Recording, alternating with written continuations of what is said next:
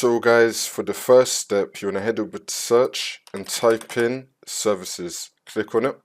And then once you're on this, you want to click on any service one time and then click on T on your keyboard. Now you want to find TCP/IP NetBIOS helper. Double click on it. You want to make the startup type on automatic and then click on start, which will now make the server status running, and then click on OK. For the second step, you want to head over to search again and type in view network connections. Click on it.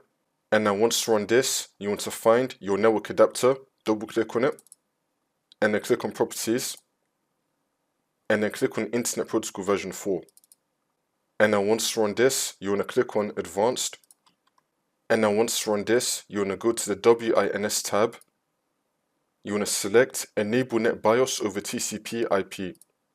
And then click on OK. And then click on OK again. And we can now close out of this. Now you just want to right click on the white space and then click on refresh. And then once you complete both these steps, see if that fixes your problem. If that's still not working, then for the second method, you want to head over to search and type in registry editor. Click on it.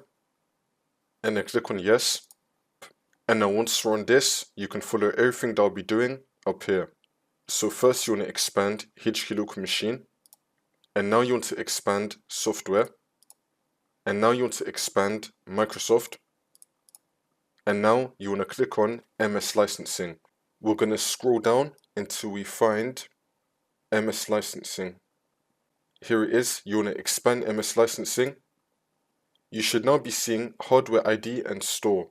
By the way, you can follow everything that I did to get to this point up here. You want to delete both hardware ID and store. So you want to right click on hardware ID and then click on delete and then click on yes. Now you want to right click on store and then click on delete and then click on yes. Now you just want to restart your computer and this should now fix your problem.